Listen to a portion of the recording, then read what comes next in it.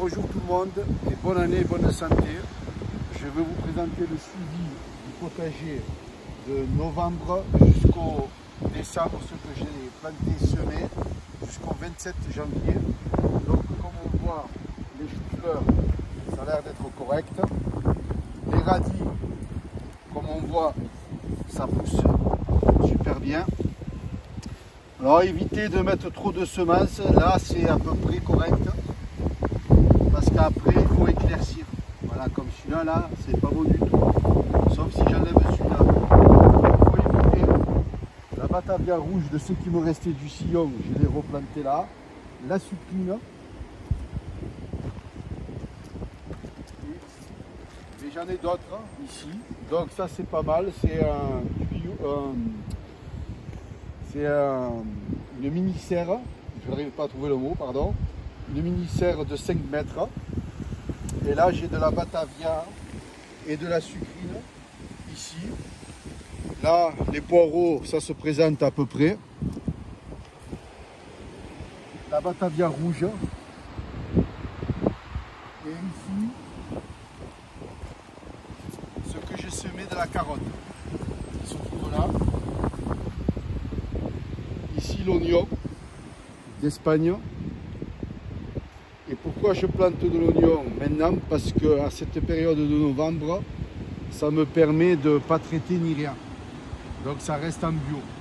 Parce qu'après, si on plante en juin, juillet, on risque d'avoir la mouche. Si j'ai semé des radis, voilà, à peu près là, c'est à peu près correct. Il ne me restait pas beaucoup de semences. Et on voit les radis sortir un petit peu. Les fèves. Donc les fèves, je les plante en novembre pour une seule bonne raison, c'est que si je les plante en février, c'est que je risque d'avoir le puceron. Et après, il faut soit traiter ou pas. Donc du coup, je les plante moi en novembre pour avoir des meilleurs résultats. Ici, juste à côté, j'avais fait une vidéo bien en novembre, quand j'avais semé les petits pois. Je mets un grillage exprès pour qu'il s'accroche le petit pois. Bon, c'est un grillage de poule. C'est pas extraordinaire, mais ça dépanne bien. Mais si on peut avoir du grillage de clôture, il est assez rigide. Un grillage de mètre fait l'affaire. Là, on voit bien le petit pois. Donc, on a un bon résultat pour l'instant. Là. Donc quand je disais qu'il fallait un grillage rigide, c'est que j'ai dû mettre des piquets en fer pour que ce soit à peu près costaud. Parce qu'après les petits pois ils vont monter de 1 mètre.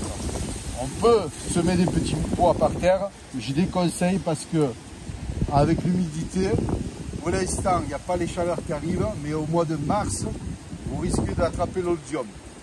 Et là, c'est la catastrophe. Donc du coup, là, comme on peut voir, la betterave rouge.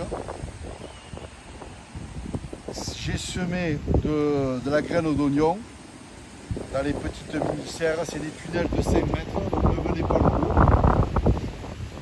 Et là, comme vous voyez, je laisse un écart à peu près entre les fèves et les petits pois, à peu près 2 mètres, parce que les fèves vont prendre du volume d'ici à ici.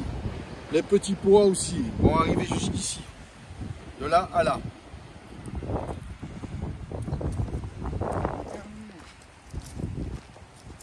J'ai planté, c'est les fraisiers. Donc on les voit commencer à sortir les fraisiers.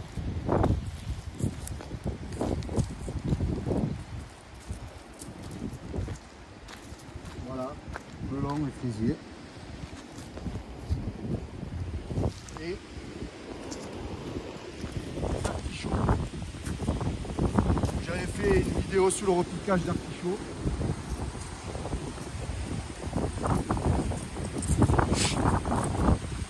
Voilà, artichauts.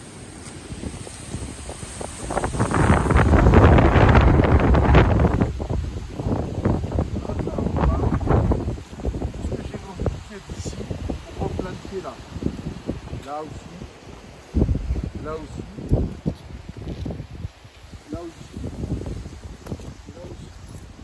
Il y en a 32 pieds d'artichaut. Bon, comme j'ai toujours dit, on peut en louper. Voilà, celui-là, je pense qu'il ne fera pas l'affaire. Il faudra que je repique d'ici pour replanter là.